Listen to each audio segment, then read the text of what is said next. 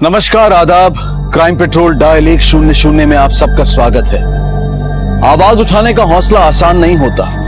दुनिया में मजबूर की आह तक कुचल दी जाती है और साहस से पिंजरा तोड़ने वाले भी कभी कभी अपनी नियति नहीं बदल पाते।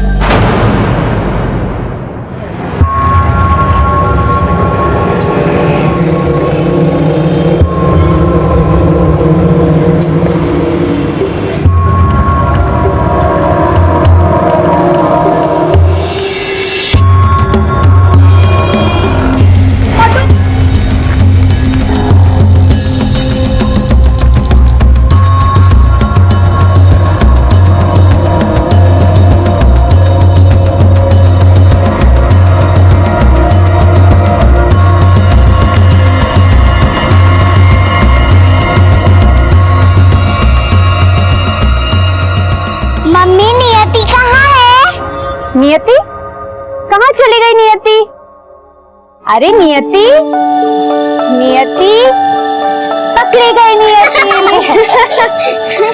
मामा, बाय टीचर। मम्मी, आज हम लोग ने एप्पल और एंट की स्टोरी सुनी। हाँ जी? ओह, तो बेटी भी पैदा कर ली। एक्सक्यूज मी, आप होती कौन है मुझसे ये सवाल करने वाली? भूलने का नाटक कर रही है या सच में याददाश्त चली गई है? देखिए, शायद अब मुझे कोई और समझ रही है। चल बेटा।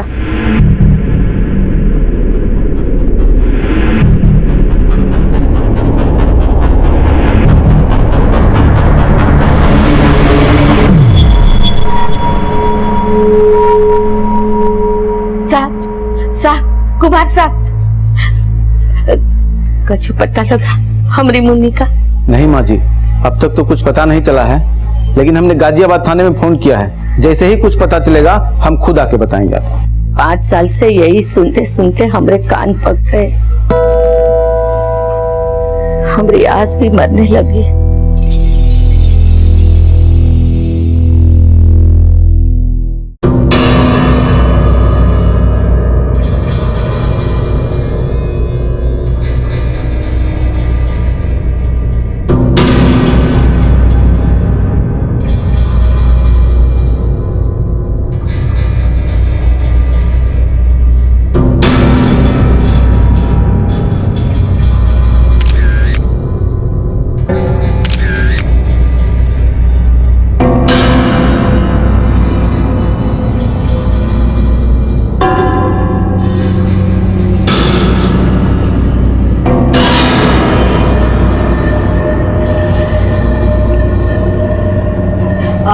भैया, नारियल पानी कैसे दिया? भाभी, ये 30 का एक है।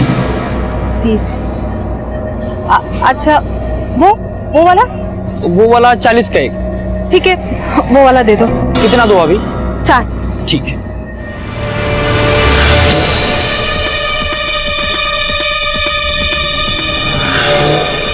अरे ओ मैडम, रुको। ऑटो, चलो। सर, अचानक उसने मेरा हाथ काटा और पर्स छीनकर भाग गई। 3 टाके लगे हैं इसमें। दिखने में कैसी थी वो? मेरा मतलब उसका चेहरा। हाँ सर, मैंने उसका फोटो लिया है। 1 मिनट। ये है। मनीष, सर्कुलेट कराओ सर। कहाँ हुआ था ये सब कुछ? वैशाली, सेक्टर 7 के मार्केट के पास।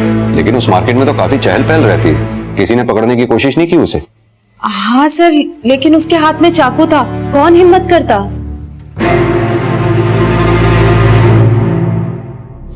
आ गई श्रुति बेटा? नहीं नानी, आज मैं मम्मी को पानी पिलाऊंगी क्योंकि मम्मी मुझे रोज आइसक्रीम खिलाती है। अच्छा, थैंक यू।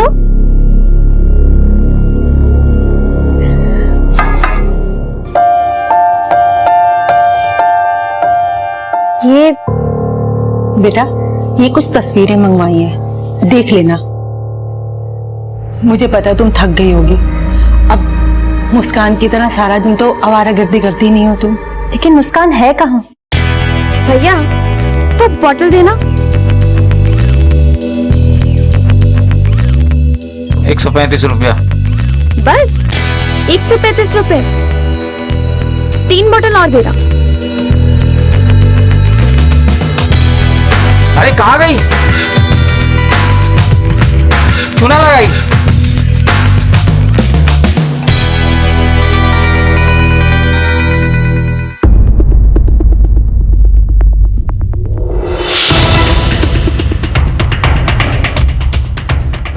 हाँ साहब, ये मैडम तो रोज मेरे पास आती है, यहाँ अपनी बेटी को आइसक्रीम दिलवाती है साहब। इसकी बेटी भी है? हाँ साहब, वो उस गली में साहब, वो है ना अपना बच्चों का वो क्रच। हाँ हाँ, शायद वहाँ इसकी बेटी जाती है। अरे जब संभलती नहीं है तो इतनी शराब पीती क्यों है? तू नहीं तो संभाला है इसको, वरना मैं तो कब की तुझ पर बोझ बनती जा रही हूँ ना मैं। सेंटी मत हो, बैठ इधर। ये सोच कि अगर माँ को पता चल गया तो क्या हो जाएगा? हंगामा। भलाई ऐसी हूं मैं। मुस्कान, ये चोट कैसे लगी तुम्हें? गीदड़ ने लोमड़ी को नोच लिया। श्रुति, मुस्कान आई क्या?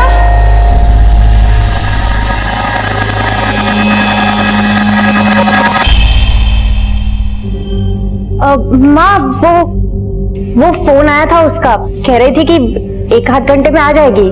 नाक में ना दम करके रखा इस लड़की ने। इस बार तो मैं उसे घर के अंदर बंद करके ही रखूंगी।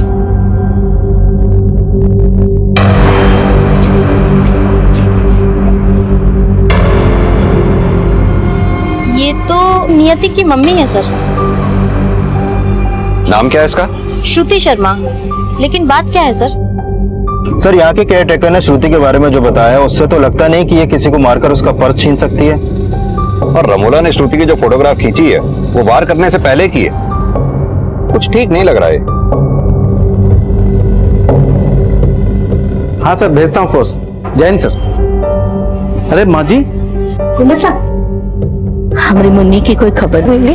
आप क्यों परेशान हो रही हैं माँ जी? हमने आपको कहा ना, जैसे ही कुछ पता चलेगा हम खुद आपको बता देंगे।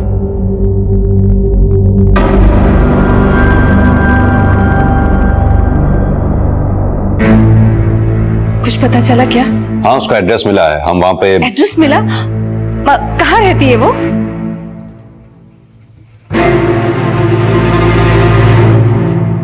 सर, मुझे लग रहा है कि अपने पर्स से ज्यादा उसका एड्रेस जानने में इंटरेस्टेड है। मुझे भी ऐसा ही लगता है। जैसे रमोला श्रुति को जानती हो, एक काम करते हैं, श्रुति के पास चलते हैं, पता करते हैं श्रुति इस औरत के बारे में क्या कहती है। नहीं नहीं, श्रुति ऐसा नहीं कर सकती। एक बार के लिए अगर आप ये बात मुस्कान के लिए बोलते तो मैं मान भी सकती थी, पर श्रुति। ये मुस्कान कौन है? जी, मुस्कान मेरी बेटी है और श्रुति मेरी बेटी जैसी है। कब से रह रही है श्रुति आपके यहाँ? जी, 3 साल से। और उसका पति? उसका तो मुझे कुछ पता नहीं है, शायद डाइवोर्स हो चुका है उनका। श्रुति है कहाँ इस वक्त? सर, मैं दिलदार व्यास, यहाँ का मैनेजर। एक्चुअली हम श्रुति शर्मा के लिए आए थे। पता चला कि आज वो छुट्टी पे है। लेकिन बात क्या है सर? एक्चुअली उसने एक औरत पर चाकू से वार किया और उसका पर्स छीन लिया। श्रुति, वो तो एक चींटी भी नहीं मार सकती। ये किसने बोला आपसे? लगता है आप श्रुति को बहुत अच्छी तरह से जानते हैं। जी हाँ सर, वो मेरी एम्प्लॉय है और मैं आपको क्यों नहीं जानूंगा। वो बहुत अच्छा काम करती है सर, बहुत टैलेंटेड है। लगता है आपको किसी ने झूठ बोला है। सर, यहाँ ऑफिस में कोई भी मानने को तैयार नहीं है कि श्रुति कुछ भी गलत कर सकती है। श्रुति अगर घर से ऑफिस के लिए निकली तो यहाँ आई क्यों नहीं? अपना फोन क्यों बंद कर रखा है उसने? सर, क्रैच में चल के पता करते हैं। अपनी बेटी को तो लेने आएगी वो वहां पर। लेकिन सर, श्रुति मैडम तो आज नियति को लेकर यहाँ आई नहीं। आपको इन्फॉर्म किया था उन्होंने? नहीं सर, मुझे इस बारे में कुछ नहीं बताया।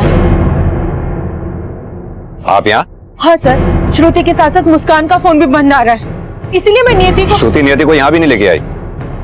हे भगवान, ये तीनों अचानक कहाँ गायब हो गए?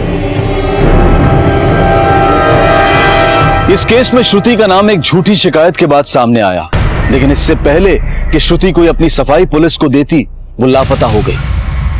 और उसके साथ साथ मुस्कान और 5 वर्षीय नियति भी लापता थे। और वहीं एक दूसरे केस में पिछले 5 सालों से रश्मि अपनी गुमशुदा बेटी मुन्नी की तलाश में थी।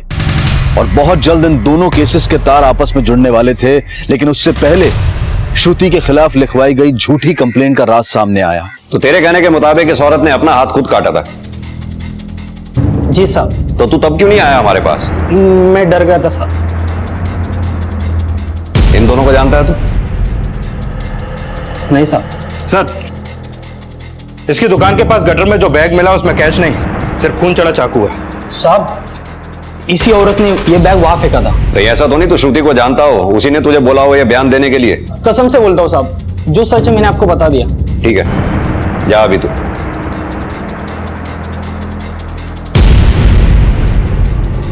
सर, मुझे लग रहा है कि ये सच बोल रहा है। रमोला शुरू से ही मुझे चालाक नजर आ रही है। कहीं ऐसा तो नहीं श्रुति, नियति, मुस्कान, इन तीनों को गायब करने में रमोला का ही हाथ हो और झूठी कंप्लेंट लिखवाना उसकी कोई चाल? सर, मैं भला क्यों किसी को गायब करवाऊंगी? रमोला जी, नारियल पानी वाले ने हमें बताया कि आपने अपने आप को खुद जख्मी करके अपना पर्स और चाकू गटर में फेंक दिया था। वो अब आपके फिंगरप्रिंट्स लें या आप खुद सच बताएंगी?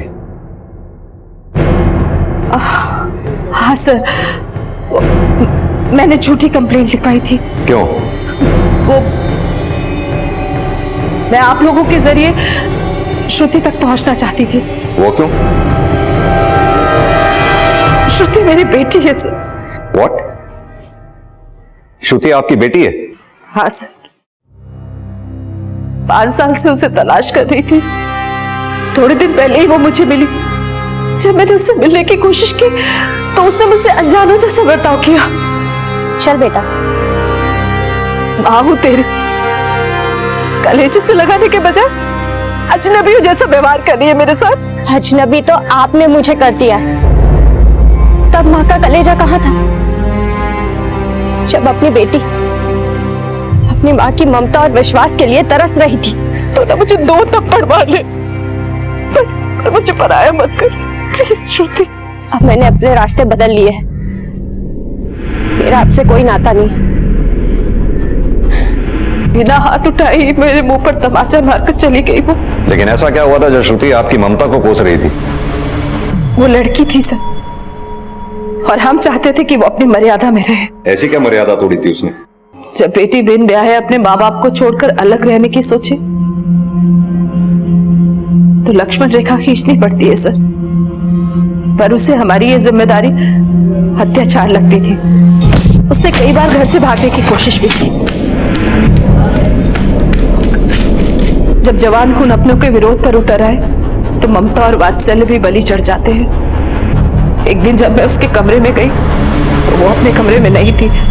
खून के रिश्ते जब पराये हो जाते हैं तो वजह भी बड़ी ही होती है। रमोला जी, लगता है आप अभी भी सच छुपा रही हैं। एक माँ अपनी बेटी को कैसे किडनैप करा सकती है?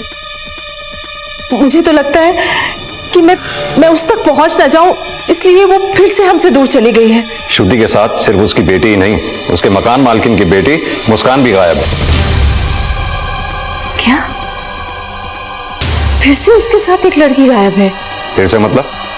हाँ सर, वो 5 साल पहले जब श्रुति घर से भागी थी तो हमारी मेट को भी अपने साथ लेकर गई थी। मेट? क्या नाम था उसका? जी, मुन्नी।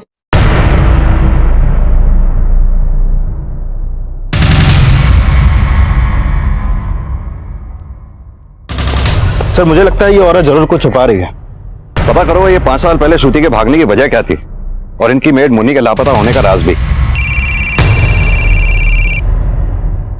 हेलो, ठीक है। तो श्रुति और मुस्कान का फोन कल सुबह 11 बजे तक लोनी बॉर्डर पे लालबाग में एक्टिव था और उसके बाद दोनों का फोन बंद हो गया। लालबाग? पूछताछ में पता चला था कि वो वहां पर ऑटो में आती जाती थी। मैं लालबाग जाकर ऑटो स्टैंड पर पूछताछ करता हूँ। तब तक तुम उनके कॉल रिकॉर्ड से ये पता लगाओ क्या कोई लालबाग में ऐसा था जहां श्रुति और मुस्कान का आना जाना हो। सर, इन तीनों को मैंने मालीवाला से अपने ऑटो में बैठाया था और यहीं पे छोड़ा था।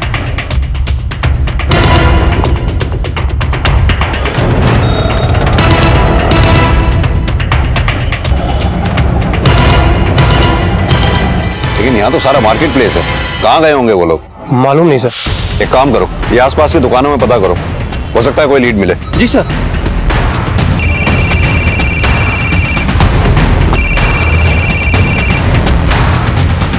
हाँ मनीष। सर, दोनों के कॉल रिकॉर्ड चेक किए लेकिन लालबाग का कोई भी कांटेक्ट नंबर सामने नहीं आया और रमोला की फोन लोकेशन भी तब लालबाग की थी। रमोला ने भी यही कहा था कि मुन्नी के लापता होने में श्रुति का ही हाथ था। हो सकता है रमोला सही हो, श्रुति की छवि वाकई दागदार हो। श्रुति का अतीत रहस्यों से भरा हुआ था और जो बातें अब तक सामने आई थी उन्होंने श्रुति के चरित्र पर कई सवालिया निशान खड़े किए थे। मुन्नी की गुमशुदगी के पीछे भी श्रुति का हाथ होने का बयान सामने आया और यह भी संदेह खड़ा हुआ कि मुस्कान जिस अपराध का शिकार हुई थी उसमें भी श्रुति की कोई भूमिका है। लेकिन श्रुति की जिंदगी के रहस्यों में कुछ राज 5 वर्षीय नियति से भी जुड़े हुए थे और धीरे धीरे यह केस एक ऐसी नियति की तरफ बढ़ रहा था जिसमें मां और ममता सबसे ज्यादा आहत होने वाले थे। 5 साल से आंखें तरस गई हमरे मुन्नी को देखने के लिए। और कितनी परीक्षा लोगे? कोई तो खबर भिजवाओ हमारी मुन्नी की। आपको अंदाजा है वो लोग लालबाग क्यों गए? जी नहीं सर। श्रुति के पास के बारे में कितना जानती हैं आप? उसका पति कौन था, उसका नाम? जब श्रुति 3 साल पहले यहाँ पर पेइंग गेस्ट बनकर आई थी तब वो अकेली थी। और उसका पति? सर मैंने उसे सिंदूर और मंगलसूत्र पहने हुए कभी भी नहीं देखा। करीबन 2 साल पहले वो नियति को लेकर आई थी और उसने मुझे बताया कि नियति उसकी बेटी है। आपको कभी नहीं लगा कि श्रुति आपसे झूठ भी बोल सकती है? जैसा आप सोच रहे हैं ना, श्रुति वैसी नहीं है। वो मुझे अपनी माँ मानती है और मुस्कान को अपनी बहन। सर मुझे लग रहा है कि वो तीनों किसी मुसीबत में है। सर, श्रुति के कमरे से ना तो उसके पति का कोई क्लू मिला है और ना ही नियति का बर्थ सर्टिफिकेट। लेकिन ये कुछ फोटोग्राफ सुन लें। सर ये फोटोग्राफ्स मैंने श्रुति को दिए थे। क्यों? दरअसल मैं मुस्कान के लिए लड़का देख रही थी, इसीलिए मैंने श्रुति को फोटोग्राफ्स दिए थे। नियति के क्रच में पता करो। हो सकता है एडमिशन के समय श्रुति ने नियति का बर्थ सर्टिफिकेट जमा कराया हो। वहां से हमें नियति के फादर का पता चल सकता है। तब तक मैं श्रुति के ऑफिस जाकर पूछताछ करता हूँ। हो सकता है वहां श्रुति के अतीत के बारे में कुछ पता चले। सर, एक तरफ पुलिस श्रुति के अतीत से जुड़े राज जानने की कोशिश कर रही थी, वहीं दूसरी तरफ श्रुति अपने अतीत, वर्तमान और भविष्य सबसे मुक्त हो चुकी थी। उसके साथ साथ मुस्कान की भी हत्या कर दी गई और नियति अपनी मां और मौसी की लाशों के बीच मासूम सिसकियां भर रही थी। लेकिन यह दिल दहला देने वाला मंजर खड़ा किसने किया था? पुलिस इस सवाल के जवाब से अभी कोसों दूर थी। फिलहाल वो इस रहस्य की पड़ताल कर रही थी कि आखिर नियति का पिता था कौन। सर ज्वाइनिंग के वक्त एजुकेशन सर्टिफिकेट लिया जाता है और उसमें पेरेंट्स का नाम होता है, पति का नहीं। श्रुति आपके यहाँ 4 साल से काम कर रही थी। उसने कभी भी अपने पति का जिक्र या उसके बारे में कुछ? सर कभी वो अपने पास्ट के बारे में किसी से बात नहीं करती थी। हो मैं क्या, यहाँ पे कोई भी एम्प्लॉय ये मानने को तैयार नहीं होगा कि उसका कोई पति भी हो सकता है। मतलब सर श्रुति का पति होगा, लेकिन कभी श्रुति ने उस बारे में हमसे बात नहीं की। श्रुति को ऑफिस के अंदर या बाहर कभी किसी से मिलते हुए देखा हो आपने? सर वो अपने में बहुत रिजर्व रहती थी, काम में बहुत अच्छी थी और हमारे लिए तो वो एक परफेक्ट एम्प्लॉय थी। और मुस्कान, वो भी तो आपके यहाँ एम्प्लॉय थी। हाँ सर, श्रुति ने ही उसको रिकमेंड किया था। सर वो 1 नंबर की काम चोर थी। कैसी काम चोरी करती थी? सर उसको तो पहले कोई काम आता नहीं था। अगर कोई उसको सिखाता था तो उसे बिगड़ जाती थी। वो सिर्फ अपनी सैलरी के लिए दिन भर रही थी। सर वो बड़ी बदतमीज किस्म की लड़की थी और हद तो तब होगी जब वो शराब पीकर ऑफिस आने लगी। सर श्रुति ने कई बार उसको बचाने की कोशिश की।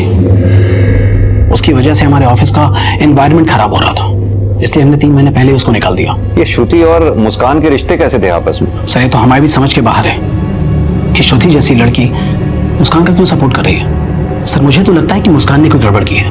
कैसी गड़बड़? सर वो बहुत ही घटिया लड़की थी। वो पैसे के लिए किसी भी हद तक गिर सकती है। आप पूरे शहर में किसी से भी पूछ लीजिए, उसने कई लोगों को चूना लगाया है। सर, मैंने क्रैच में पता किया कि श्रुति ने वहां नियति का बर्थ सर्टिफिकेट नहीं बल्कि एफिडेविट दिया था, जिसमें लिखा था कि नियति का बर्थ सर्टिफिकेट खो गया है। लेकिन एफिडेविट भी फेक है और उसके एडमिशन फॉर्म में भी उसके पिता का नाम नहीं लिखा गया। सर कहीं ऐसा तो नहीं श्रुति किसी को भी बताना ना चाहती हो कि नियति का बाप है कौन? अब ये श्रुति की कोई साजिश है या फिर उसकी कोई मजबूरी? सर हो सकता है कि श्रुति का 5 साल पहले किसी लड़के के साथ अफेयर हो और उसके पेरेंट्स की नाराजगी की वजह यही हो कि वो बिन ब्याह मां बन गई, फिर वो घर से भागी और उसके बॉयफ्रेंड ने उसे धोखा दे दिया। कहीं नियति श्रुति की ये नियति तो नहीं कि ना तो श्रुति को उसके घर वाले समझ पाए और गैर भी उसको छलते रहे, या फिर नियति कोई पाप है या श्रुति के द्वारा बख्शा हुआ कोई ममता का पुण्य? सर वजह कई हो सकती हैं, लेकिन यह साफ है कि श्रुति के साथ पहले मुन्नी और मुस्कान गायब है। ये मुस्कान से जुड़े खुलासे मुस्कान पे भी प्रश्न चिन्ह लगा रहे हैं। हमें श्रुति के अतीत के साथ साथ मुस्कान के चरित्र को भी समझना होगा। सर मैं मानती हूँ कि मुस्कान आदर्श बेटी नहीं थी, झूठी थी, आवारा थी, मगर वो चरित्रहीन बिल्कुल भी नहीं थी सर। मुस्कान का कोई दोस्त, दुश्मन या कोई ऐसा शख्स जो उसे नुकसान पहुंचाना चाहता हो और चपेट में श्रुति नियति भी आ गई हो? उसे नापसंद करने वालों की कोई कमी नहीं थी, मगर ऐसा कोई भी नहीं है जो ऐसा अपराध कर सके। सर, मुस्कान के कमरे से दवाइयां और बिल मिले हैं।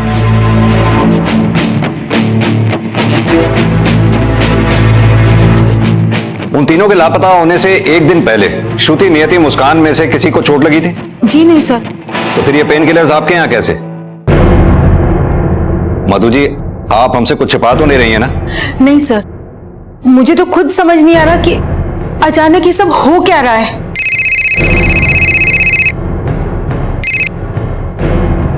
बोलिए। सर 5 साल पहले श्रुति के माता पिता ने श्रुति की नहीं बल्कि उनकी मेड मुन्नी की मिसिंग की कंप्लेन लिखाई थी। मुन्नी बिहार की रहने वाली थी और श्रुति के माता पिता के साथ में मुन्नी की माँ भी आई थी उसकी मिसिंग कंप्लेन लिखाने। साहब, मुन्नी हमारी एक ही औलाद है, उसे ढूंढ दीजिए। काफी तहकीकात के बाद भी मुन्नी का कोई क्लू नहीं मिला। लेकिन हमें श्रुति की माँ ने बताया था कि मुन्नी के लापता होने में श्रुति का हाथ था। ऐसा जिक्र तो उन्होंने पहले कभी नहीं किया था। इसीलिए ये जानने की कोशिश नहीं हुई कि तब श्रुति कहाँ थी। ये श्रुति को बचाने की कोशिश है या फिर इस वजह के पीछे कोई और राज छिपा है? मनीष, एक काम करो, बिहार जाकर मुन्नी की माँ से मिलो, पता करो कि मुन्नी की माँ श्रुति और श्रुति के पेरेंट्स के बारे में क्या सोचती है। सर, कुमार साहब, हमारे मुन्नी की कोई खबर लाएगा? माँ जी, ये गाजियाबाद पुलिस थाने से आए हैं। मुन्नी जिन लोगों के यहाँ काम करती थी उसके बारे में कुछ पूछताछ करना चाहते हैं। बहुत अच्छे लोग हैं साहब, मेरी मुन्नी को तो अपनी बेटी की तरह मानते थे। अच्छा, उनकी अपनी भी एक बेटी थी श्रुति, उसके बारे में कुछ जानती हैं आप? मुन्नी अक्सर उसकी बातें करती थी, लेकिन साहब वो भी लापता हो गई थी। वो कब लापता हुई? 5 साल पहले मुन्नी जब लापता हुई तो वो लोग ने हमको फोन करके गाजियाबाद बुलाया और उसको ढूंढने में दिन रात एक कर दिया। आज तक मुन्नी के नाम की तनख्वाह हमें देते रहते। मुन्नी के नाम की तनख्वाह? हाँ साहब, हर महीने 2000 रुपए का मनी ऑर्डर आता है। हाँ, हम पैसे भिजवाते हैं उन्हें। बूढ़ी है वो, उनके पास कमाने वाला भी कोई नहीं है। इसमें गलत क्या है? गलत कुछ नहीं, लेकिन हम ये नहीं समझ पा रहे हैं कि 5 साल पहले आपने मुन्नी की ही क्यों, अपनी बेटी की मिसिंग कंप्लेंट क्यों नहीं लिखवाई? हम उसे बेटी मानते ही नहीं, और वो खो नहीं गई थी, घर से भाग गई थी। लेकिन अकेले नहीं, मुन्नी के साथ, यही बोला था ना आपने? जी नहीं, मैंने ये बोला था कि जब वो भागी थी तो मुन्नी भी लापता हुई थी। बातें बहुत बदलती हैं आप। खैर, फिलहाल आप लोग जा सकते हैं, जरूरत पड़ने पर फिर बुलाएंगे। जी।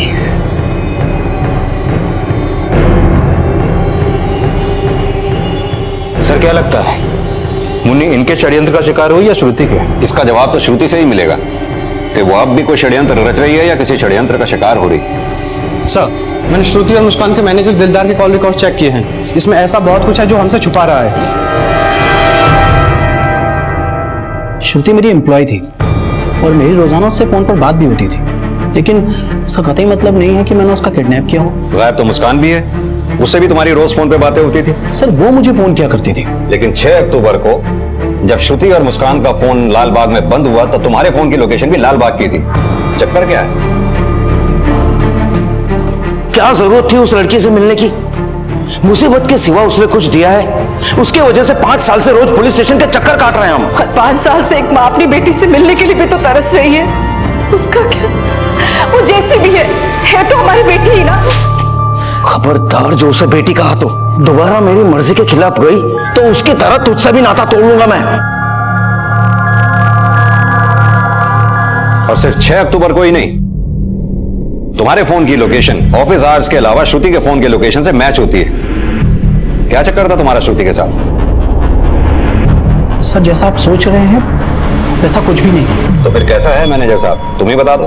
मैं श्रुति से प्यार करता था, लेकिन कभी उससे कहने की हिम्मत नहीं जुटा पाया और श्रुति ने भी कभी इंटरेस्ट नहीं दिखाया। सर, मैं सिर्फ उसका पीछा करता था, उसको देखे बिना रहा नहीं जाता था। मैं किसी न किसी तरह उससे मिलने के बहाने ढूंढा करता था। अच्छा? मैं सच बोल रहा हूँ सर, मैंने 6 अक्टूबर को भी उसको लिफ्ट देने के बहाने उसके घर के पास गया, लेकिन वहां नियति और मुस्कान भी थी। उन तीनों ने ऑटो पकड़ा और फिर मैं उस ऑटो का पीछा करने लगा। लालबाग जाके उन्होंने ऑटो छोड़ दिया और मुझे कार पार्किंग की कोई जगह नहीं मिली और श्रुति क्रॉसिंग से मुड़ गई थी। मैंने वहीं खड़े होकर तकरीबन 1 घंटे तक उसका इंतजार किया कि वो वापस आए, लेकिन वो वापस नहीं आई। तो फिर मैं वहां से चला गया था। चलो माना कि तुम सच बोल रहे हो, लेकिन श्रुति और मुस्कान लालबाग गए क्यों?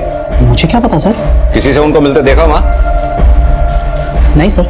तुम पिछले 1 साल से श्रुति का पीछा कर रहे हो, क्या कभी इस दौरान किसी ऐसे आदमी को श्रुति से मिलते देखा हो जो श्रुति को नुकसान पहुंचा सकता हो?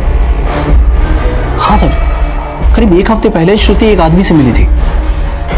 वो आदमी श्रुति को डांट रहा था और उसने उसको थप्पड़ भी मारा था। मैं उनकी बात सुन नहीं पाया, लेकिन हाँ, कोई बात जरूर थी सर। कौन था वो? मेरा मतलब दिखने में कैसा था वो? आप श्रुति से मिले थे ये मान लिया, लेकिन अब आप भी ये भी मान लो कि श्रुति को आपने ही। सर आप जैसा सोच रहे हैं वैसा कुछ भी नहीं सर। मैं तो सिर्फ इसलिए मिला था कि मुझे रमोला ने कहा था कि वो अभी इसी शहर में है, और मैंने श्रुति से कह दिया कि वो अब हमारे घर में घुसने की सोचे भी ना। कहीं ऐसा तो नहीं कि रमोला श्रुति को घर लाना चाहती थी और आपने इसी खुंदक में? सर मैंने कुछ नहीं किया, और आप भी उसे अच्छा समझने की भूल ना करें। लेकिन उसके बुरा होने का कोई सबूत तो दो। उसका किसी से रिश्ता था, वो घर छोड़ के क्यों भागी?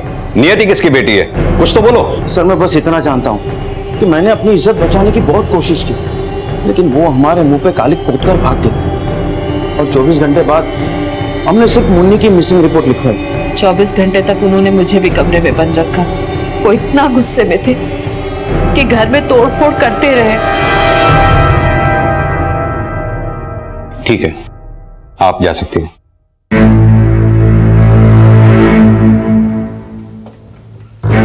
सर 24 घंटे तक रमोला को कमरे में बंद करना और घर में तोड़फोड़ करना कुछ अजीब सा नहीं लगता सर? 5 साल पहले जिस दिन मुन्नी की मिसिंग कंप्लेंट दर्ज हुई, उस दिन के आसपास के श्रुति के फादर के कॉल रिकॉर्ड्स चेक करो।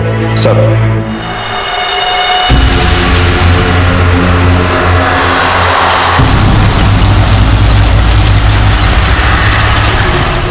ये सब क्या हो रहा है? आप लोग ऐसे कैसे? सर्च वारंट है हमारे पास। आपने कहा था 5 साल पहले जब श्रुति और मुन्नी गायब हुई थी, तब इन्होंने आपको 24 घंटे कमरे में बंद रखा था। क्या आप जानती हैं जिस दौरान आप कमरे में बंद थी तब ये क्या कर रहे थे? मुन्नी की मिसिंग कंप्लेंट लिखवाने के 1 दिन पहले आपने सीमेंट और टुकड़ियों का ऑर्डर दिया था। क्या मैं जान सकता हूं क्यों? सर घर के बैकयार्ड में इसका जवाब मिल गया है।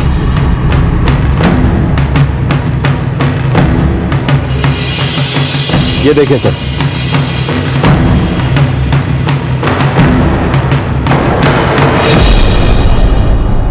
ये पैच कैसा है? सर आपको कुछ गलतफहमी। ठीक है, तो फिर गलतफहमी दूर कर लेते हैं। मनीष, खुदवाओ उसे।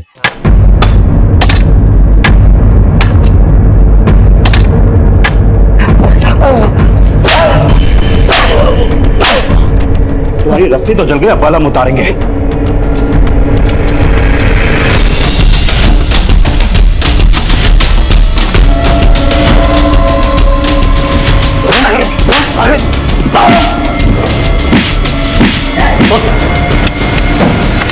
एक मिनट।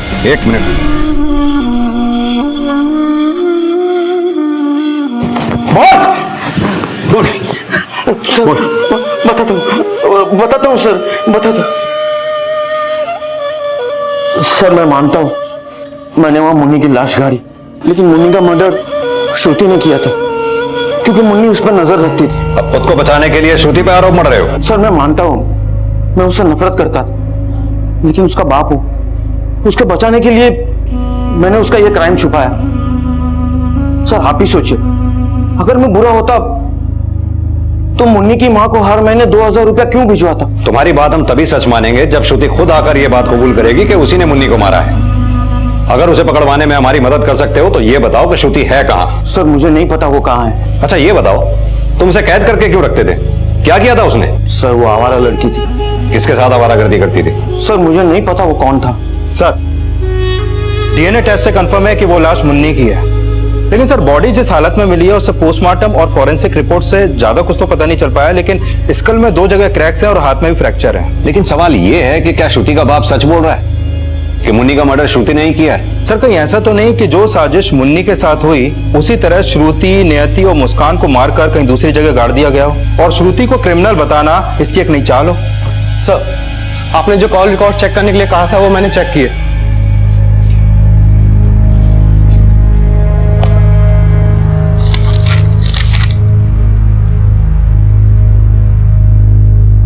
शक सही निकला। लेकर आओ उसे।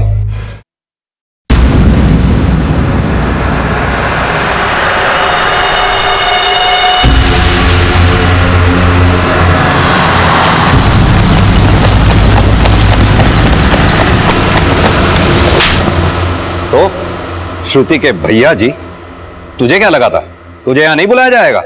23 मई 2011 की रात जब मुन्नी का मर्डर हुआ और श्रुति घर से भागी, उसी रात तूने 9 बजे अपने नोएडा के हॉस्टल से चेकआउट किया। तेरी फोन के लोकेशन के मुताबिक उस रात तू घर गया। अब तू खुद बता तूने वहां क्या कांड किया। ये ऐसे नहीं बताएगा। बोल सर गलती हो गई सर माफ कर दो सर, गलती हो गई। 23 मई की रात तूने अपनी बहन श्रुति और मुन्नी के साथ जो जो कुछ किया सब सच सच बता। बोल।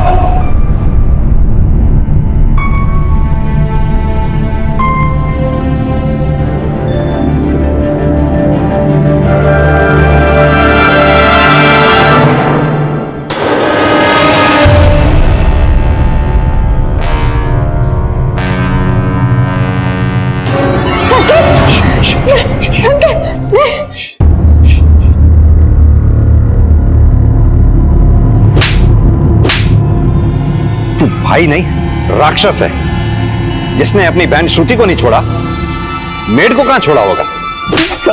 अब सीधी सीधी तरह से बता कि 23 मई की रात तूने क्या कांड किया। बोल। उस रात मैं बहुत नशे में था, चुपचाप अपने घर में घुसा। फिर उसके बाद मैं अपनी मेड के पास गया और उसके साथ वो मेरा बेटा है सर, मैं उसे नहीं बचाता तो और किसे बचाता? पहले तुमने बोला श्रुति को बचाने के लिए तुमने ऐसा किया, क्यों?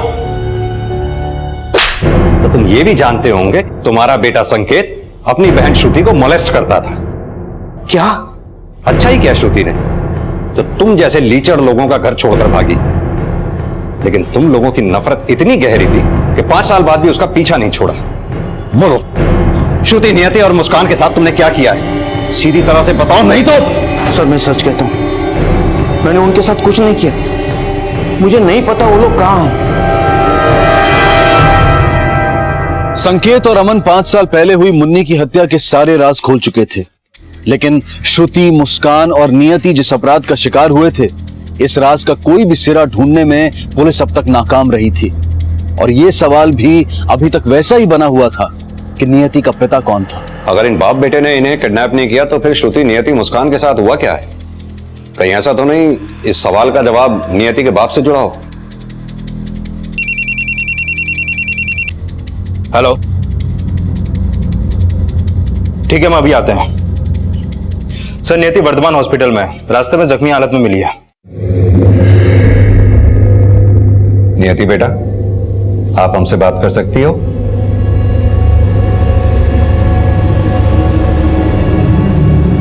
बेटा, आपका एक्सीडेंट कैसे हुआ? आपकी मम्मा और मौसी कहाँ हैं? नियति बेटा, बेटा डरो मत, जो भी हो ना वो अंकल को सब सच सच बता दो। हाँ, मैं, मम्मी और मौसी हम लोग ऑटो से उतरे थे और वहाँ पर एक झूला था और हम लोग कुछ देर के लिए इंतजार कर रहे थे। फिर कुछ समय के बाद एक अंकल व्हाइट कलर की गाड़ी में आए और हम लोग उनके साथ बैठ गए।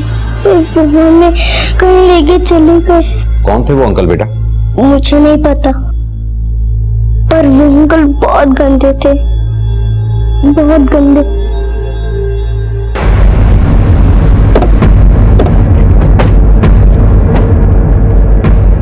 सर वो देखिए, वो लगा मेला। नियति ने भी यही कहा था, उसे किसी स्टोर में रखा गया था। हो सकता है गोडाउन हो। मनीष, पता करवाओ जरा। सर।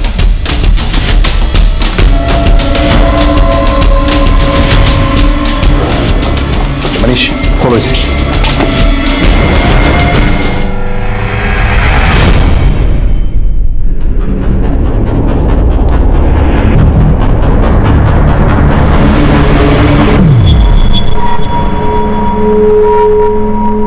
सर, मैंने अपने गड्ढे खुद खोदे।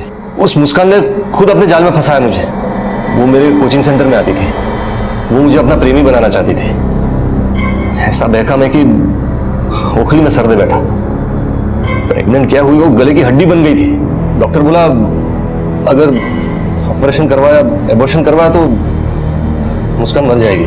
साल भर झेला उसे, लेकिन जब बेटी पैदा हुई तो उसे अनाथ आश्रम में रख दिया और मुस्कान से नाता तोड़ दिया मैंने। महीने भर पहले मेरी नीति लिखने के लिए मुझे ढूंढ निकाला। सर वो आए दिन मेरे आसपास मंडराती रहती थी। एक दिन मैंने उससे साफ साफ बात की। अब बता क्या चाहती है तू? तुमने तो बोला था बीवी बनाओगे मुझे। एक प्रेग्नेंट लड़की को झूठी आस दे रहा था। श्रुति को लेकर वो मेरे घर के बाहर आई और बोलने लगी कि नियति को मैंने अपना नाम नहीं दिया तो वो मुझे पुलिस के हवाले कर देगी। जैसे तैसे उसको शांत किया मैंने और अगले दिन मिलने के लिए बुलाया।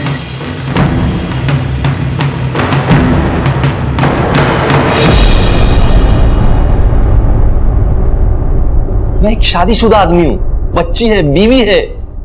उन लोगों के रहते हुए मैं इस बच्ची को अपना नाम नहीं दे सकता हूँ। अगर यही बोलना था तो हमें यहाँ बुलाया क्यों? 5 लाख लो और पीछा छोड़ो।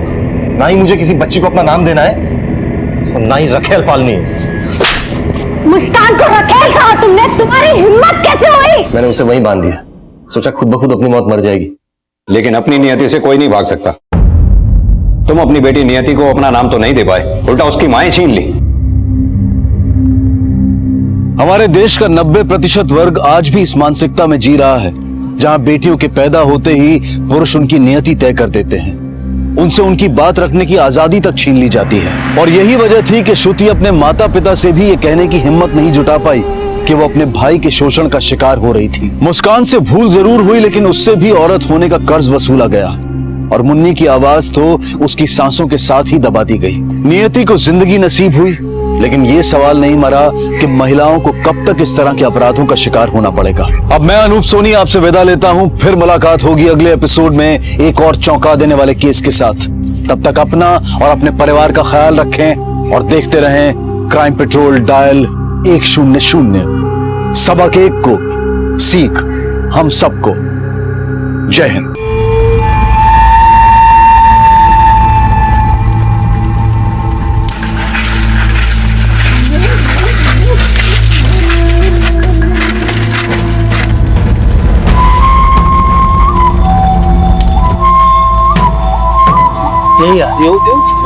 अरे क्यों? रात में लड़ाई झगड़े पे आ जा। अरे काटिया, क्या हुआ? क्या हुआ? वो उधर वो बहुत सारे मसाल मशाल। हाँ लगता है प्रबल भाऊ गांव में आ गए काका।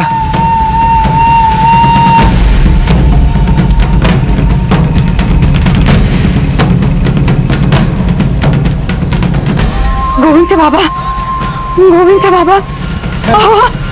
दाखो तो तुला, दाखो तो तुला, दाखो तो तुला।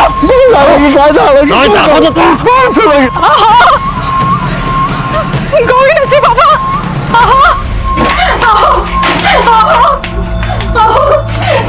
गोविंद से बाबा।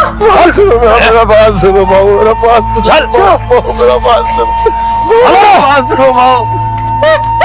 गोविंद से बाबा।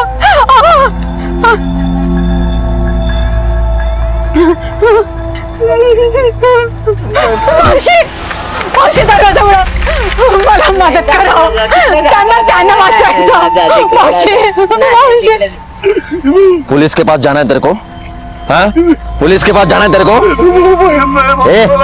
क्या रे? माझ्यावर चला, त्यांना वाचवायचं, चला ना। बहू को झूठ बोलाएगा बहू, मेरा बात सुनो ना बहू।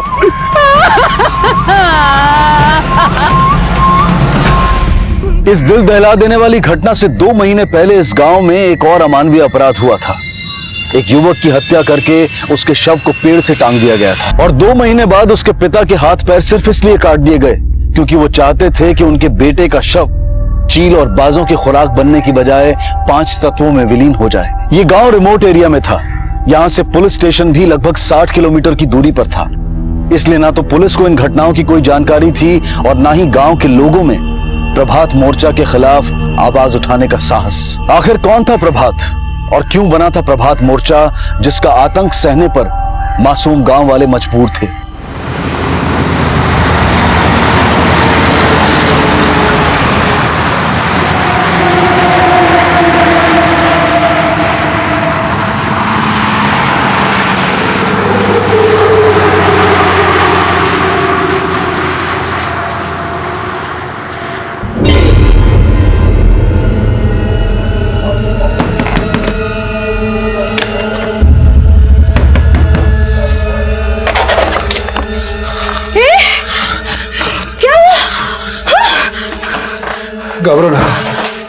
पानी लेके आ।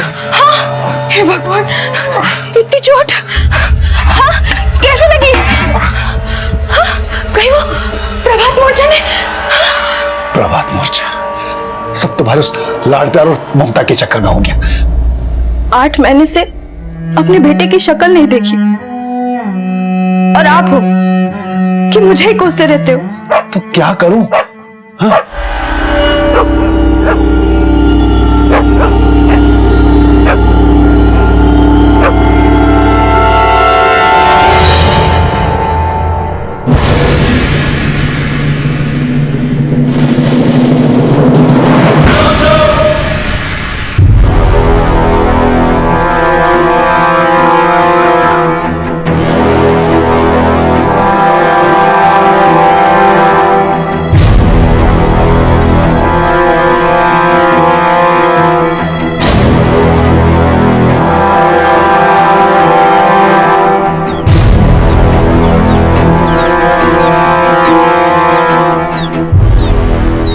क्या नाम है तुम्हारे काका और काकी का?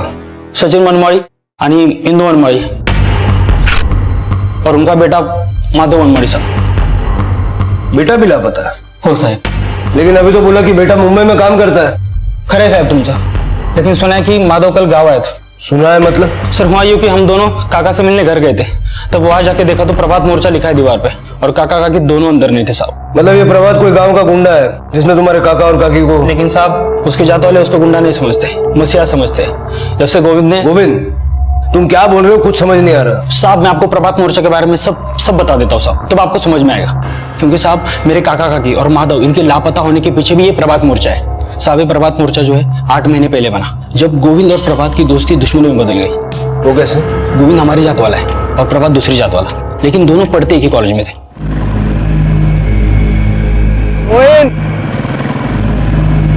कैसा है? बैठ जा। और गोविंद और प्रभात पक्के दोस्त थे साहब, लेकिन दुश्मनी की वजह बनी कविता। कविता? ये कविता कौन है? मानू देशपांडे की बेटी साहब, प्रभात की जाती वाली थी, लेकिन गोविंद से प्यार करती थी। लेकिन साहब पूरा गांव गोविंद और कविता के रिश्ते के खिलाफ था, और प्रभात भी जात पात को लेकर बड़े कट्टर विचार वाला था। और जिस दिन गोविंद कविता को भगा के शादी करने वाला था, उस दिन प्रभात ने ना सिर्फ गोविंद की दोस्ती का, गोविंद का भी अगर भाग गया तो फिर से वापस आया साहब, अपने खौफ का साया छोड़ने के लिए। धीरे धीरे प्रभात का प्रभात मोर्चा बना, और साहब ये प्रभात मोर्चा वाले जो लोग हैं ना, वो हमारे जात वाले से गोविंद की जरूरत का बदला लेते हैं साहब। और सर जब भी कोई ऐसा कांड हमारे लोगों के साथ होता है, तब ये प्रभात मोर्चा वाले लोग पीड़ित के घर के बाहर प्रभात मोर्चा ऐसा लिखते हैं, जैसे कि काका काकी के घर के बाहर भी लिखा है साहब। तेरे काका के आस पड़ोस वालों ने कुछ भी नहीं बताया कि वहाँ क्या हुआ? साहब किसी ने कुछ देखा भी होगा ना, तो भी प्रभात मोर्चा के खिलाफ कोई कुछ बोलेगा नहीं साहब। सुना है कि कल रात माधव बस अड्डे पे उतरा तो सूरज पाटिल और उसके आदमी ने बहुत पीटा उसको। ये सूरज कौन? जमींदार दिगांत पाटिल का इकलौता बेटा है साहब।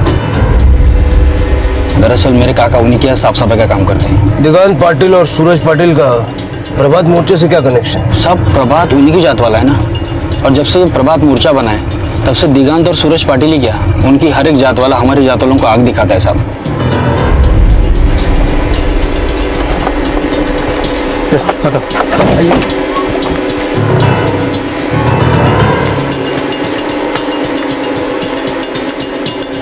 हट जाइए। आसपास में पूछताछ करो, हो सकता है किसी ने कुछ देखा हो सर।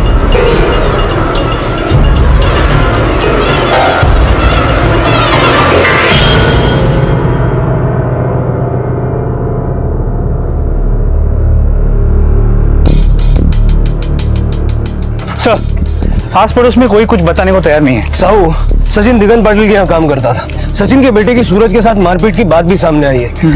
कहीं ऐसा तो नहीं कि सचिन की किसी गलती की वजह से या किसी और वजह से दिगंत पाटिल ने प्रभात मोर्चा के नाम से उसके मुलाजिम के परिवार को सबक सिखाया हो? चलो।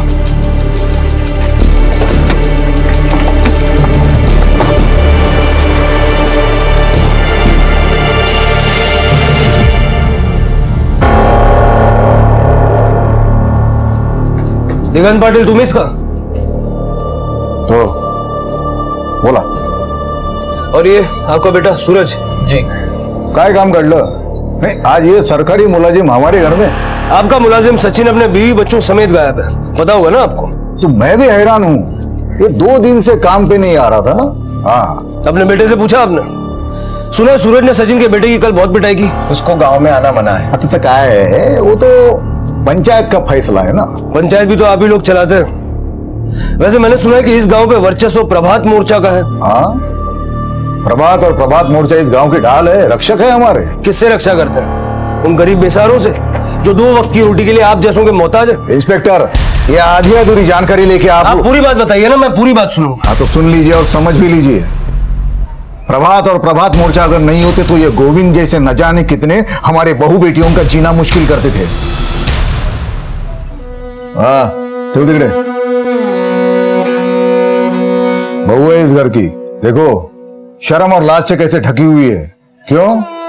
खानदानी है। अगर दूसरे किसी भी जात का कोई भी इसको बुरी नजर से देखेगा तो उसको सबक सिखाना कर्तव्य है हमारा। क्या है? कर्तव्य है कि नहीं? और जिस माधव की पैरवी करने आप आए हो ना, उसी ने गोविंद को बढ़ावा दिया कि हमारी जात वाली लड़की को भगा के ले जाए। तो जहां से आया ना वही भेज दिया उसको। कहाँ भेज दिया? अरे दाव देना, नरक में गया होगा, वही जगह उसके लिए ठीक है। ये गांव तो नरक बनने से बच गया ना। तो आप और आपके प्रभात मोर्चा का मिशन गांव को स्वर्ग बनाना है। जरा बताएंगे आपके इस प्रभात मोर्चे का करतारता कहाँ मिलेगा? वो मसीहा है हमारा, मसीहा। उसका पता तो फरिश्ता भी नहीं बता सकता। आपके इस मसीहा की पड़ताल में अब हम लग गए। देखिएगा कहीं आप भी लपेटे में ना आ जाएं। सचिन, माधव और इंदू की गुमशुदगी की वजह जानने के लिए हमें प्रभात और प्रभात मोर्चे को जानना होगा। पता करो ये गोविंद कहाँ रहता था और ये प्रभात मोर्चे से जुड़े हुए लोग कौन कौन है, और ये प्रभात कहाँ रहता था। मासूम गांव वालों के लिए प्रभात किसी भूत से कम नहीं था, जो गांव में अपने मोर्चे के साथ आकर तबाही और अत्याचार का मंजर खड़ा करता था। लेकिन गांव में कोई भी ये पता होने का दावा नहीं करता था कि प्रभात अब कहां रह रहा था, और ना ही ये बात पूरी तरह से स्पष्ट थी कि उसने वाकई में अपने दोस्त गोविंद की हत्या की थी। और उस हत्या के बाद कविता अब कहां थी, इसका भी कोई पुख्ता स्पष्टीकरण नहीं था। और ये सवाल भी बना हुआ था कि प्रभात का साथ देने वाले प्रभात मोर्चा के लोग कौन कौन थे। क्या इन किस्सों में कुछ सच्चाई थी, या फिर प्रभात और उससे जुड़ी सारी घटनाएं सिर्फ एक अफवाह थी।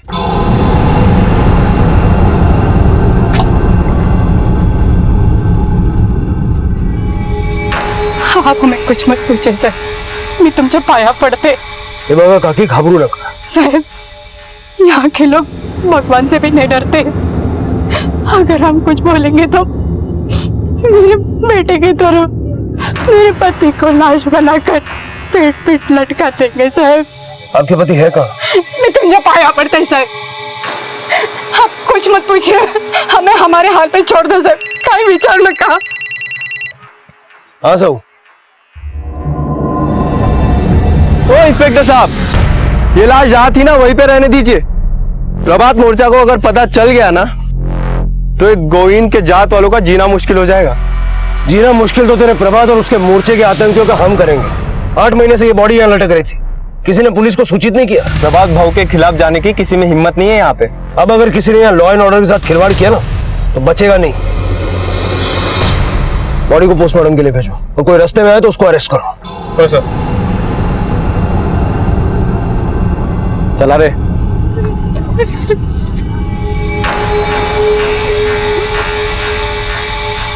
आप लोग हिम्मत रखिए। हमें हिम्मत हार दो साहब, हमें हिम्मत हार दो। हमारी हिम्मत उसी दिन जवाब दे गई जिस दिन हमारी बेटी की लाश पेड़ पर टांग दी गई। इन्होंने 6 महीने पहले आपके यहाँ आकर बताने की कोशिश की थी सर। देखिए इनके हाथ पैर काट दिए सर, हाथ पैर काट दिए। देखिए हमें सब कुछ खुल के बताइए, डरिए मत। बड़ी मेहरबानी है आपकी, आपकी वजह से हमारे बेटे की आत्मा को शांति मिली। बस और कुछ मत पूछिए सर, नहीं तो कजरी के हाथ पाँव में। देखिए ऐसा कुछ नहीं होगा। नहीं सर, तुझे हाथ जोड़ते सर, इसके आगे कुछ मत पूछिए सर, इसके आगे कुछ मत पूछिए सर, हमें कुछ मत पूछिए। का विचारो हमारा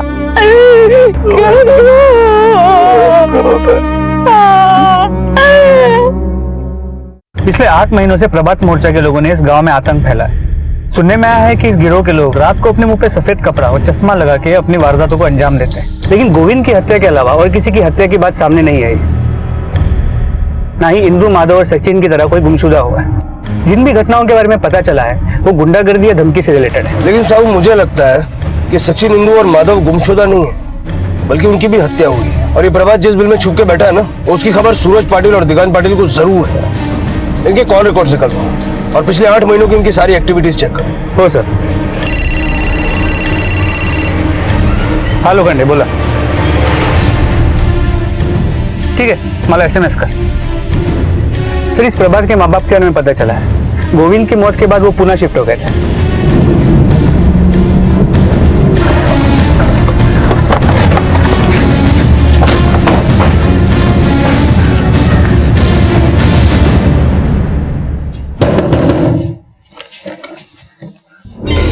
जी साहब, हम सच कह रहे हैं। गोविंद की हत्या के बाद तो हमने प्रभात को देखा भी नहीं और अब तो उसकी शक्ल भी नहीं देखना चाहते। क्यों? उसके कारण तो हमारा सिर शर्म से झुक गया। हमने प्रभात को यह शिक्षा दी थी कि जाति के आधार पर छोटा बड़ा नहीं देखना, पर उसके किस्से सुन सुन के तो हम अपने आप को कोसने लगे हैं। हमने ये भी सुना कि गोविंद को मारने के बाद प्रभात कविता को लेकर हमने प्रभात को ही नहीं देखा तो कविता के बारे में क्या बताएंगे आपको? मुझे लगता है ये लोग ढोंग कर रहे हैं। पुलिस की इन्वॉल्वमेंट को देख के हो सकता है प्रभात ने इन्हें अलर्ट कर दिया हो और ये प्रभात की पढ़ाई पट्टी बोल रहा हूँ। इनके कॉल रिकॉर्ड्स भी निकालो और नजर रखो। प्रभात और कविता इनके टच में हो सकते हैं। तो चांसेस तो ये भी है कि कविता के पेरेंट्स भी प्रभात या कविता के टच में हो। बात करनी पड़ेगी उनसे। प्रभातला बघितलं का? हाँ बघितलंय ना। आखिरी बार कब देखा? काफी टाइम हुआ देखे। लेकिन एक बात तो सच है साहब, इस कविता ने हमें शर्मिंदा कर दिया था। किसी दूसरे जाति के लड़के के साथ भाग रही थी वो, लेकिन इस प्रभात ने हमारी लाज रख ली है। अपने साथ वो उसे लेके भागा है। लगता है प्रभात को प्रभात भाऊ बनाने में आप ही का हाथ है, क्योंकि वो आपकी बेटी से इश्क कर बैठा। हाँ, अब प्रभात हमारा हीरो है, लेकिन हमने कभी हिंसा को बढ़ावा नहीं दिया साहब। तो किसने दिया? दिगंत पाटिल और उसके बेटे ने? नहीं, अब ये हमें कैसे पता चलेगा? पता आपको सब है, लेकिन आपकी और आपकी जात वालों की बुद्धि पर भेदभाव का ही नहीं, षड्यंत्र का कोहरा रचा हुआ है। और जब ये कोहरा छटेगा ना, तो प्रभात के पीछे खड़े हुए सारे चेहरे साफ हो जाएंगे। प्रभात की जात वाले उसको अपनी ढाल समझते हैं, लेकिन वो खुद भी उसकी ढाल बने हुए हैं। अब ये प्रभात मोर्चा चलाने के लिए उसने लोग बाहर से तो इंपोर्ट किए नहीं होंगे। इसी गांव के लोग हैं जो मुंह पे गमछा और चश्मा लगा के दूसरी जाति वालों को डराते हैं। सर, मैं प्रभात के कॉलेज के दोस्तों का पता कर रहा था, तब एक बात मेरे सामने आई कि गोविंद के साथ कोई माधव भी था जो इसी गांव का है और प्रभात के साथ पढ़ता था, लेकिन पिछले 8 महीने से उसने पढ़ाई छोड़ दी और अभी मुंबई में नौकरी करता है। पढ़ाई बीच में क्यों छोड़ी? सर, वजह का तो पता नहीं चला, लेकिन उसके कॉल रिकॉर्ड से एक बात सामने आ गई है कि उसकी आखिरी कॉल गांव की जयश्री गोडसे को की गई थी। माधव उसको अक्सर कॉल करता था सर। कौन है ये जयश्री गोडसे? सचिन और इंदू के पड़ोस में रहती है सर।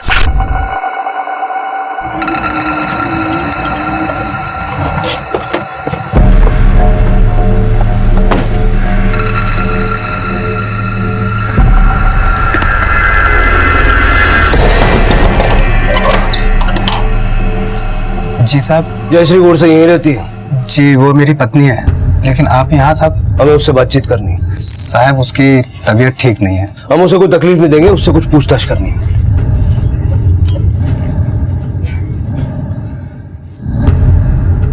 तकलीफ देने के लिए माफी चाहता हूँ, लेकिन हमें बस ये जानना था कि सचिन और उसके परिवार के गायब होने से पहले माधव ने आपको फोन किया था। क्या बात हुई थी आपकी उससे? साहिब, इंदु मौसी ने माधव को मेरा नंबर दे रखा था। कभी कभी उनका फोन नहीं लगता ना, तो माधव मुझे फोन करके मैसेज भिजवाता था। उस रात क्या मैसेज दिया था उसने? वो साहिब, उसने बोला कि आई को बोलना कि मेरे को फोन करे। तो ये मैसेज आपने उनको दिया? हाँ साहिब। मतलब तब तक प्रभात मोर्चा ने अटैक नहीं किया था? अच्छा ये बताइए, आप तो दूसरी जात वाली है ना, तो इस तरह रोज रोज उनके घर जाके मैसेज देने में आपको खराब नहीं लगा? साहिब, ऊपर वाले ने केवल 2 ही जात बनाई है, औरत और मर्द। मतलब आप जात पात में नहीं मानती? साहब, जात पात तो हमने नहीं, हमारे पूर्वजों की दी हुई परंपरा है। और साहब, हमें नहीं पता है कि उस रात सचिन और उसके घर वालों के साथ क्या हुआ। वैसे आपको इतनी चोट कैसे आई? साहब, वो मैं गिर गई थी।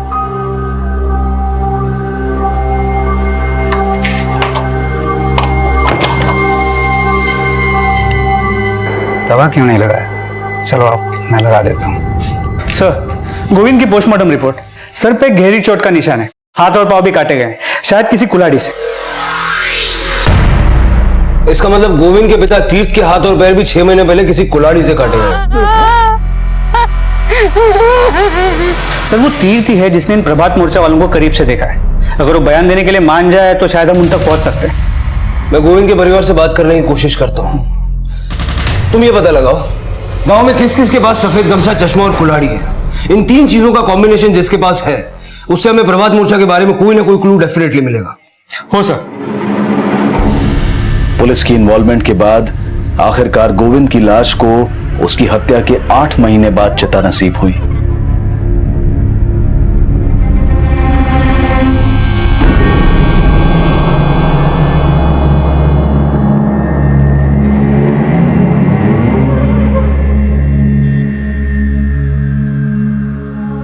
पुलिस एक तरफ प्रभात मोर्चा से जुड़े लोगों का पता लगाने का प्रयास कर रही थी, वहीं दूसरी तरफ गोविंद के पिता से भी बयान लेने की कोशिश की जा रही थी। देखिए, मैं समझता हूं कि आप किस मुसीबत और दर्द से गुजरे हैं। सिर्फ इतना बता दीजिए वो कौन लोग थे जिन्होंने सफेद गमछा और चश्मा लगा के आपके हाथ पैर।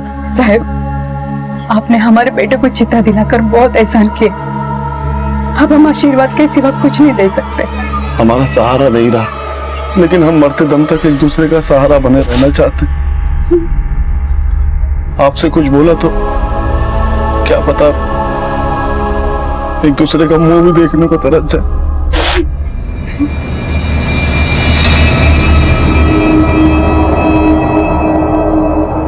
प्रभात भाव के रहते हुए हमारी जाति परंपरा से कोई भी छेड़खानी नहीं कर सकता है, क्योंकि प्रभात भाव हमारे मसीहा ही नहीं बल्कि। क्या हो रहा है यहाँ पे? अच्छा, तो यहाँ होती है प्रभात मोर्चा की भर्ती, और ये भर्ती तुम करते हो? अरे नहीं नहीं साहब, ऐसा नहीं है। तो यहाँ क्या मुफ्त में प्रवचन दे रहे थे? अरे साहब, ये हमारे गांव की चौपाल है, हम लोग तो यहाँ रोज ही आते हैं, और भाव ने यहाँ पर अपनी फोटो लगा दी तो हम उसको हटा थोड़े ना सकते हैं। प्रभात आता है यहाँ पे? हाँ साहब, कभी कभी। तुमने देखा है उसे? हाँ साहब, देखा है, लेकिन यहाँ नहीं। फिर कहाँ? साहब, गांव की सड़क के पास देखा है। नमस्कार भाव। आखिरी बार कब देखा था? साहब, काफी दिन हो गए, और मैंने अकेले ही थोड़ी ना देखा है, पूरे गांव वालों ने देखा है साहब। तुम में से किस किसने देखा है उसे? अरे साहब, एक थोड़ी ना है, आप सबसे पूछ लो। प्रभात भाव हमारे लिए हीरो हैं, हम सभी के लिए मसीहा है। एक क्रिमिनल तुम लोगों के लिए हीरो है? मेरे लिए ही नहीं, सब बोलते हैं, क्योंकि भाव से सब डरते हैं साहब। मैंने खुद अपनी आंखों से देखा है साहब। एक हट्टा कट्टा दूसरी जात वाला पहलवान आदमी हमारी जात वाले को पीट रहा था।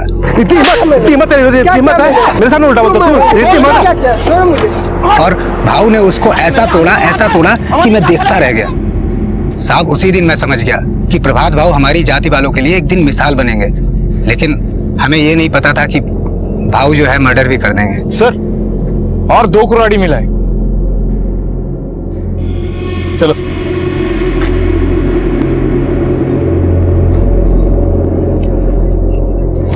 सर, गांव में कुल 15 घर हैं जहां पे ये गमछा, चश्मा और कुल्हाड़ी का कॉम्बिनेशन मिला है, जिनमें से दिगांत, सूरज, सचिन और कविता के पिता का घर भी शामिल है।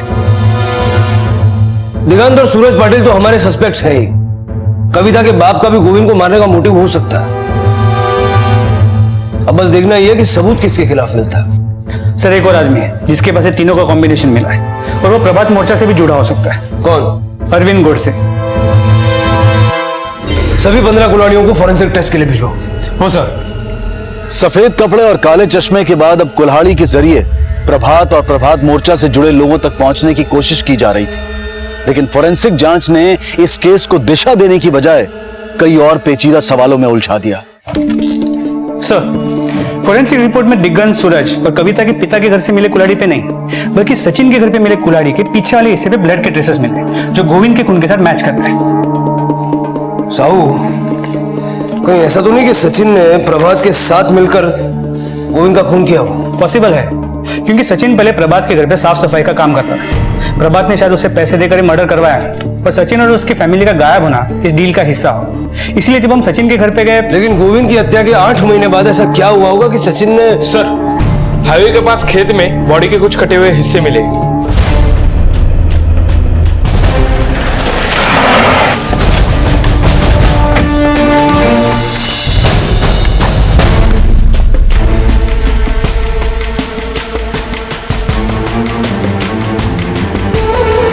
सर, बॉडी काफी सड़ चुकी है। बदन के हर हिस्से को अलग अलग करके फेंका गया, पर सर के हिस्से को देख के लगता है कि ये बॉडी सचिन और इंदु की है और ये खेत प्रभात का है। बॉडी पार्ट्स को पोस्टमार्टम के लिए भेज दो। हो सर। सर, सचिन और इंदु की पोस्टमार्टम रिपोर्ट, हत्या गला घोट के की गई है। गला घोट के? लेकिन प्रभात मोर्चा वालों के हाथ में तो हमेशा कुल्हाड़ी रहती है, फिर हत्या गला घोट के क्यों की गई? सर, कहीं ऐसा तो नहीं कि सचिन की हत्या उसी के जात वालों ने की हो और घर के बाहर लिख दिया प्रभात मोर्चा। सब कोई हमारी जाति वाला काका काकी को क्यों मारेगा? क्योंकि सचिन ने भी तो तुम्हारी जात वाले गोविंद को मारा था। क्या? सचिन की कुल्हाड़ी में ब्लड ट्रेसेस मिले जो गोविंद के खून से मैच होते हैं। हमें विश्वास नहीं होता इस बात पे। तुम्हारी जाति वाला कोई ऐसा है जो सचिन का एराज जान गया हो और जिसके चलते उसका सचिन से झगड़ा हुआ हो? माफ करें साहब, लेकिन मुझे बिल्कुल भी ऐसा नहीं लग रहा है कि कोई हमारी जात वाला काका को मारेगा। अगर समझो काका को मार भी दिया तो काकी को क्यों मारेगा? सचिन और इंदु की हत्या के तार अभी तक प्रभात मोर्चा से जोड़कर देखे तो जा रहे थे, लेकिन पुलिस प्रभात और प्रभात मोर्चा से जुड़े तार नहीं जोड़ पाई थी। माधव की लाश ना मिलने पर पुलिस इन हत्याओं में किसी दूसरे एंगल की संभावना को भी खंगालना चाहती थी और माधव से जुड़े खुलासों ने इन संभावनाओं में भी संदेह की कई तस्वीरें खड़ी कर दी। सर, माधव के मुंबई वापस पहुंचने के बारे में कुछ पता नहीं चला, लेकिन उसकी कॉल रिकॉर्ड्स और सोशल नेटवर्किंग साइट के मैसेजेस को पढ़ने से पता चला है उसके और जयश्री गोडसे के बीच में एफआईआर चल रहा था। दोनों के मैसेजेस और मेल्स पढ़ के ऐसा लगता है कि गोविंद के मर्डर के पहले माधव खुद मुंबई नहीं गया, बल्कि उसे गांव से निकाला गया। और सचिन भी माधव और जयश्री के एफआईआर के खिलाफ था। मतलब बाप और बेटे के बीच जयश्री भी तकरार की एक वजह थी और माधव के गांव आने का पर्पस जयश्री को भगा ले जाना था। तो साहब, मैं माधव के साथ भागना चाहती थी क्योंकि मैं माधव से प्यार करती थी। लेकिन तुम तो शादीशुदा हो। अरविंद ने कभी भी मेरे साथ बीवी जैसा बर्ताव नहीं किया। वो बात भी करता था तो मार के करता था। कितनी बार बोला? कितनी बार बोला?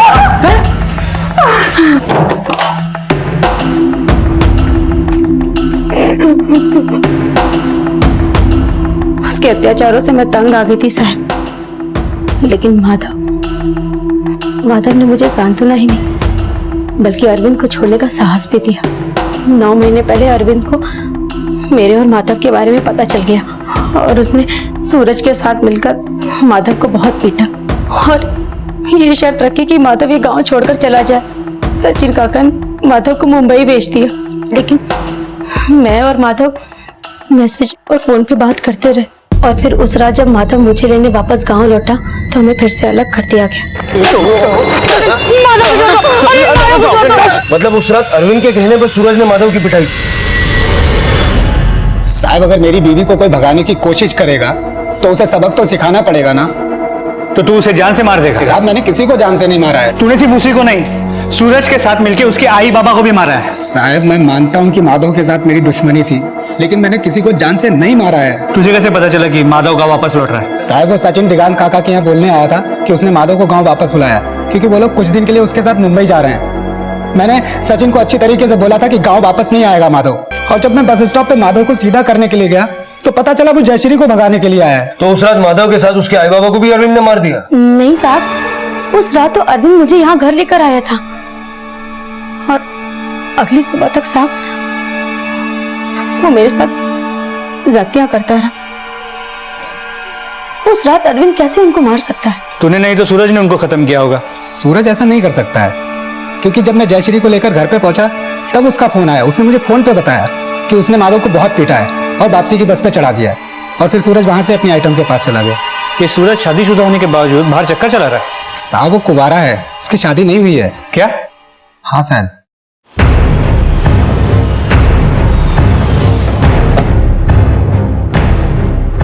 ओ इंस्पेक्टर, अंदर कहाँ जाएंगे?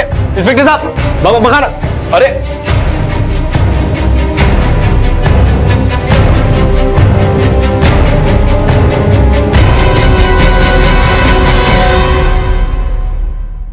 घबराओ मत कविता, सब सच बताओ, क्या हुआ था? साहब, उस दिन प्लान के हिसाब से मैं रोड के किनारे गोविंद का इंतजार कर रही थी। क्या हेलो, कहाँ है तू? कितनी देर से इंतजार कर रही हूँ तेरा। गोविंद, हेलो। ऐसा लगा जैसे गोविंद को किसी ने मारा। और पीछे से प्रभात की आवाज आई। इससे पहले मैं गोविंद को दोबारा फोन करती, सूरज ने पहले बोला कि वो मेरे आई बाबा को लाएगा, फिर बाद में बोला कि प्रभात गोविंद को मार के भाग गया। तो तुमने मान लिया कि प्रभात ने गोविंद? साहब, प्रभात गोविंद को नहीं मार सकता।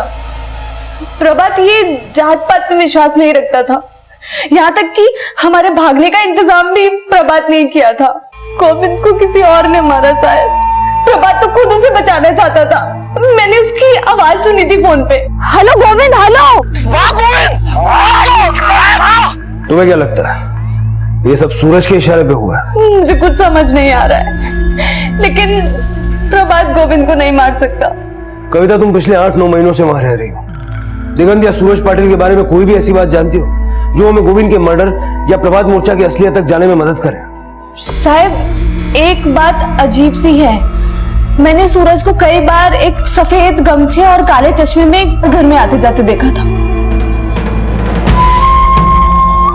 एक मिनट ठाकुर सिंह, अंदर जाके देखो। नहीं, एक मिनट नहीं, ये वहां से लेके आओ। आप हमारे घर में क्या ढूंढ रहे हो?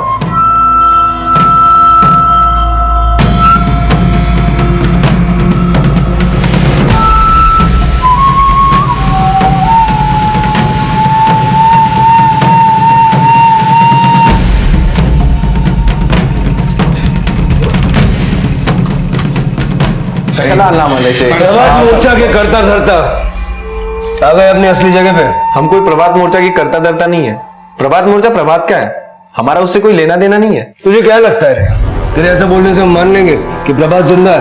प्रभात जिंदा ही नहीं, अमर है और हमेशा रहेगा। उसी ने गोविंद को मारा है। कविता अपना बयान दे चुकी है कि तूने उसका अपहरण किया। अब छोटे साहब और बड़े साहब सब यही रहेंगे। कविता की तलाश और उसके साथ हुए अपराध के खुलासों ने इस केस को एक घुमावदार मोड़ दिया, लेकिन यह संदेह अब भी बना हुआ था कि क्या प्रभात मोर्चा का सिर्फ चेहरा था या प्रभात मोर्चा का कर्ता धर्ता भी। और इन सवालों के जवाब ढूंढने के लिए पुलिस अब प्रभात की असली शख्सियत को समझना चाहती थी। सर, प्रभात के पिता की बात से अब भी ऐसा लगता है कि उन्हें प्रभात के बारे में कुछ नहीं पता। और दूसरी ओर गोविंद के माँ बाप सूरज और दिगंत का नाम सुनते ही कुछ भी बोलने से मना कर रहे हैं। लेकिन साहब, वो बोले या ना बोले, प्रभात मोर्चा दिगंत और सूरज पाटिल ही चला रहे। लेकिन सर, सूरज और दिगंत ने तो कभी नहीं कहा कि उन्होंने प्रभात को देखा है। ये दावा तो अरविंद का है। साहब, कोई ऐसा तो नहीं कि अफवाह उड़ाने वाला और प्रभात मोर्चा चलाने वाला अरविंद है? प्रभात से जुड़े रहस्यों को जानने के लिए अरविंद इस केस की एक अहम कड़ी था, क्योंकि जो राज अरविंद जानता था वो राज इस केस से जुड़ा दूसरा कोई शख्स नहीं जानता था। लेकिन वो राज थे क्या, ये जानने के लिए पुलिस को भी काफी मशक्कत करनी थी। बताता।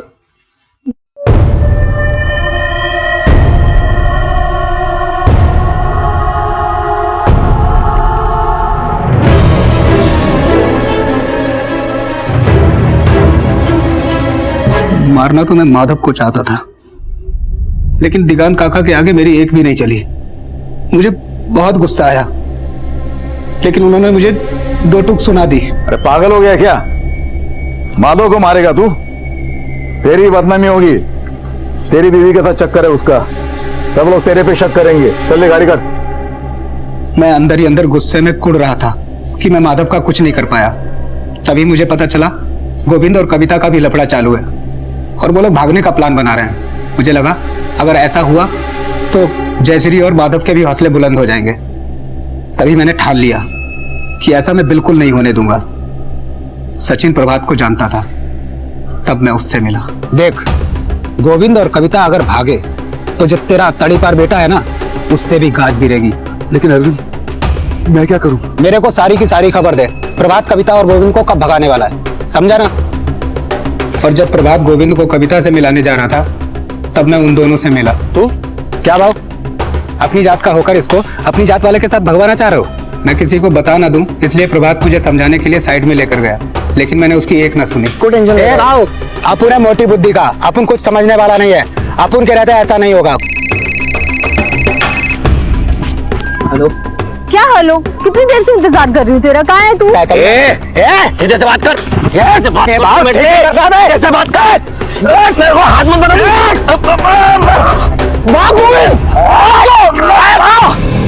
प्रभात की लाश को मैंने जमीन में दफना दिया क्योंकि वो हमारी जात वाला था। लोगों को अगर उसकी लाश मिलती तो मुझ पे शक हो जाता, लेकिन अगले दिन सुनने को मिला प्रभात गोविंद को मारकर कविता को भगा कर ले गया। सच्चाई क्या थी ये मैं जानता था। मैंने उसका फायदा उठाया। लोगों की नजरों में प्रभात को जिंदा रखने के लिए प्रभात को देखे जाने की झूठी खबर फैलाई और प्रभात मोर्चा का निर्माण किया ताकि इसकी आड़ में माधव की जात वालों से बदला ले सकूं। और आखिरकार तूने माधव से बदला ले ही लिया, उसके आई बाबा को भी मार दिया। नहीं साहब, मैंने सिर्फ गोविंद और प्रभात को मारा। माधव और उसके आई बाबा को किसने मारा मैं नहीं जानता हूँ। मैं खुद हैरान था कि सचिन के घर पे प्रभात मोर्चा किसने लिखा। सर, ना तो हमें माधव की बॉडी मिली है, ना ही जयश्री के कॉल रिकॉर्ड में कोई ऐसा नंबर जो हमें माधव का कोई भी क्लू दे। हम जयश्री के फोन को टैप कर रहे हैं, माधव उसके कांटेक्ट में नहीं है। और सूरज ही वो इंसान है जिसने आखिरी बार माधव को देखा था और उसने हमसे कहा कि उसने माधव को पीट के बस में चढ़ा दिया था। कौन सी बस में चढ़ाया था माधव को? वो बुल्ढाना की साहब। इसे पहचानते हो? ये तो वही है जिसने मुझसे छुट्टा मांगा था। मैंने बोला मेरे पास छुट्टा नहीं है तो मुझसे झगड़ने लगा साहब। इसके साथ 2 लड़के और थे, अगले स्टॉप पे उतर गए। ये दोनों थे? नहीं साहब, ये दोनों नहीं थे। ये दोनों? नहीं, ये भी नहीं थे। फिर कौन हो सकते हैं वो दोनों?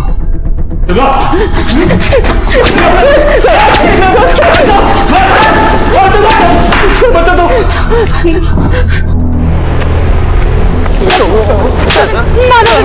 तुम्हारा घुसना नहीं इस गांव में। सचिन काका बड़ा ही शान आदमी था साहब। हमारे दादा की पूरी जमीन अकेला हड़पना चाहता था साहब, जिसमें हमारी स्वर्गीय पिताजी का भी हिस्सा था। वो लोग जमीन बेच के अपनी बीवी बच्चे के साथ मुंबई भाग जाने वाले थे साहब, ये हमें पता चल गया। इसलिए पूरी प्लानिंग के साथ हम बस स्टॉप पे गए थे उस दिन, और जैसे एक बस चालू हो गई हम चढ़ गए उसमें। साहब, हम माधव को बोले कि उसे डिस्पेंसरी ले जा रहे हैं और खेत में ले जाके सामने मार दिया साहब। हम कहाँ जा रहे हैं? कहाँ जा रहे हैं हम? कहाँ जा रहे हैं साले? कहाँ जा रहे हैं हम? कहाँ जा रहे हैं हम? ए किशोर, पागल हो गया क्या? कुत्ते को मार रहा है। पागल तो तू बना रहा है बुड्ढे। हमारी हिस्से की जमीन बेचेगा तो? हाँ? तेरे बेटे को तो हमने मार दिया, अब तुम दोनों को मार के सारी जमीन हमारी। दिलीप पकड़ इनको, पकड़ साले। अब क्या करना है? देख, यहाँ सामने प्रभात की खेती है। हाँ, ये सब टुकड़े लेके वहां जाके फेंकते हैं। गांव वालों को लगेगा कि प्रभात नहीं मारा इनको। चल फेंक देते। चल। काका काकी की लाश को प्रभात की खेती में फेंकने के बाद हम फिर घर आए साहब, और वहां दीवार पे प्रभात मोर्चा लिख दिया ताकि शक हम पे ना जाए साहब।